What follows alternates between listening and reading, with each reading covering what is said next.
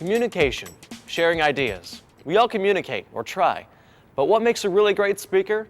One of those people who can stand up in front of a group or even one or two people, hold their attention, and make his words stick?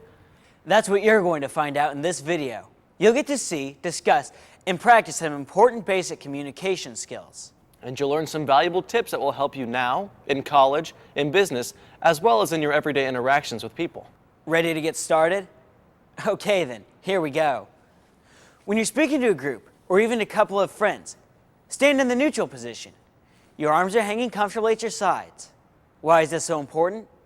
Your hands, your feet, your ears, and your eyes, as well as your mouth, are all communications tools. Standing in this neutral position lets you make the most of them. Let us show you what we mean. Where you stand in relation to your audience says a lot without words. Imagine that you're talking to a couple of guys in your troop. You see that they're squinting, which means that they can't fully concentrate on what you say.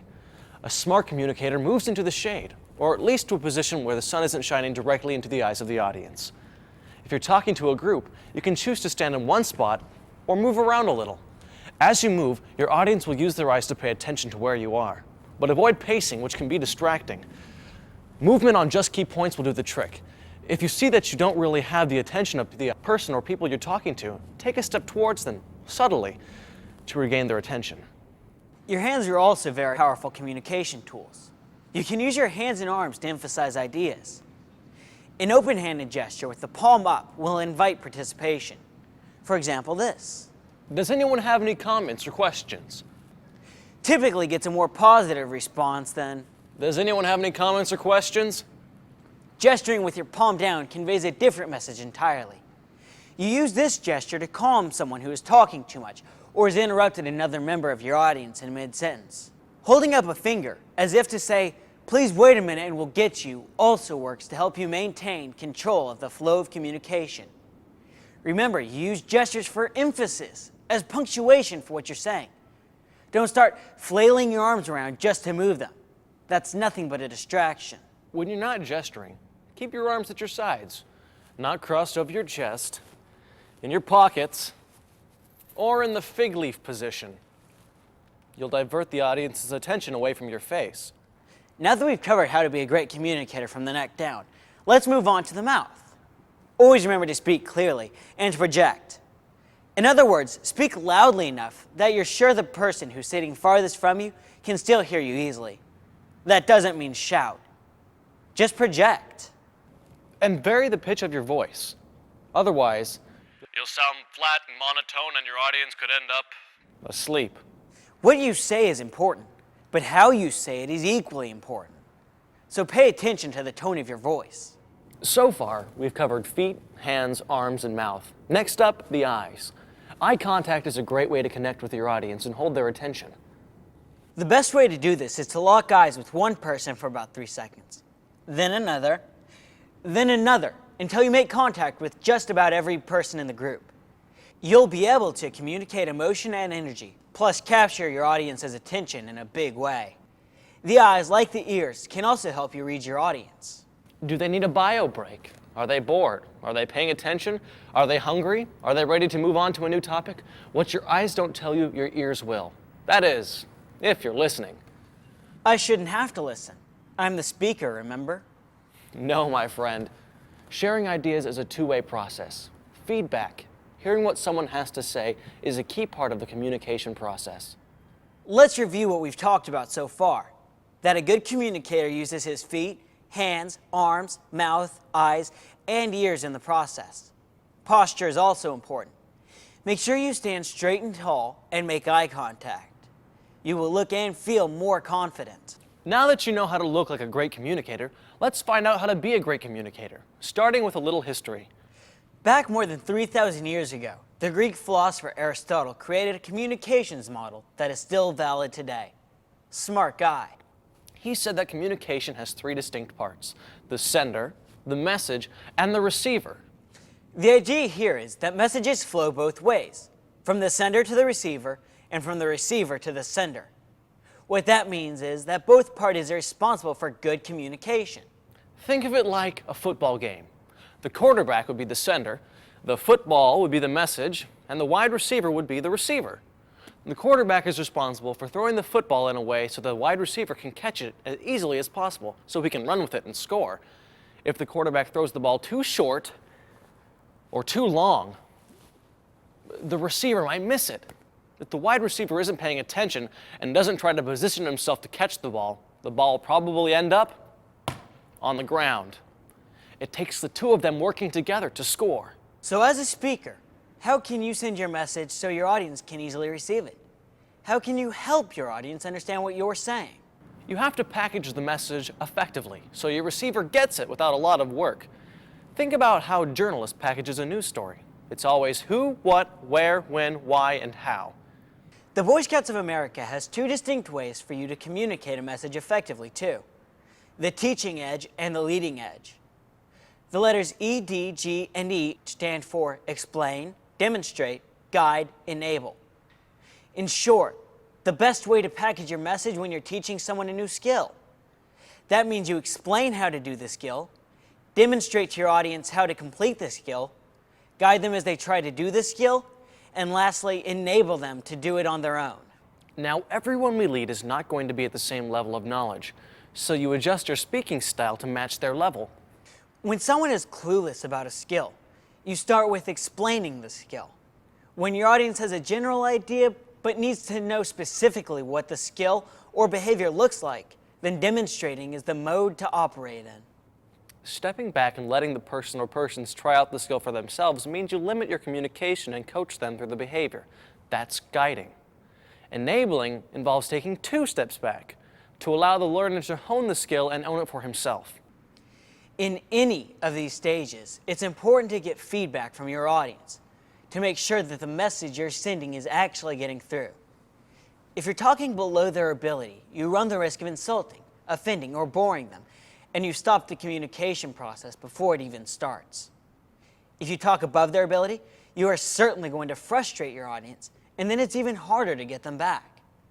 That brings up a good point. How do you know the message is actually getting through? The answer? Effective listening. Think of it this way. Communicating well is a matter of respect. Out of respect for the listener, a speaker will make sure he sends the message well. Out of respect for the speaker, the listeners will make sure they try to pay attention to and understand what's being said. It's a matter of simply following the Scout law. It's mutual respect. One of the best ways to make sure your audience is catching on is to ask a volunteer to bounce the last bit of information back to you. Get them started by having them say, "What I understand you to be saying is," then complete the thought in their own words. This isn't a test, it's a feedback mechanism. And an opportunity for you, as the speaker, to clarify any message that has not been received. Effective listening encourages your audience to repeat the message back to you, rephrase the message, state their understanding of the message, plus ask for more information if they need it. Effective listening is also a great tool to use in resolving conflict. Remember it this way, EAR, or ear. That stands for express what you want and what you're doing to get it. Address why this is working or not working, and resolve, which involves identifying the options for solving the problem. EAR, in combination with good communication skills, will get the job done. Then you can adjust your message to fit the skill level of your audience. And always make sure that you're paying attention to the body language, both yours and your audience's. Are you gesturing palm up when you want a response? Or are your arms crossed over your chest?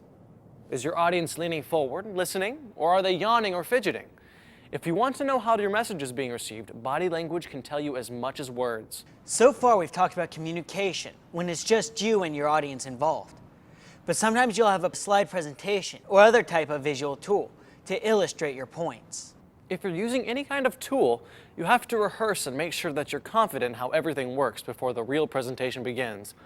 The last thing you want is to be searching for the advance button while your audience is waiting. Talk to your audience, not to your slide presentation. Face front and center, make eye contact. And if you want to make sure you're on the right slide, check the computer screen in front of you, not the wall screen behind you. Also, avoid what we call the whiplash approach. Quickly turning and looking at the screen and then looking back at the audience every time you advance the slide, and then double checking to make sure it's still there. You may still think you're being subtle, but trust us, you're not. Keep facing your audience and connecting with them. But what if your audience, or the person you're communicating with, is an adult? Should you do something differently? Actually, the same tools that work well for communicating with your peers also works well for communicating with adults. In fact, they may be even more important. When you're communicating with an adult, try to avoid those bad habit words, such as like and you know, those little space fillers that can creep into our conversation. They're not only unnecessary, but they sometimes weaken your message. So I was on my honor to do my best and do my duty to God and country. See what I mean? Whether you're speaking to your scoutmaster about an idea you have to improve the troop, to a teacher, to a parent, or a store manager, this 5-step process will help you communicate well. Start by saying, "Here's the reason I'm asking for some of your time." This quickly lets the adult know your objective. Then, "Let me share an idea with you." you've clearly stated that you have a thought to share in a considerate way. You didn't say, "We ought to do things differently," or "I think we're doing things wrong." Instead, you opened up the discussion. Then summarize the situation for them in our who, what, when, why, and how context.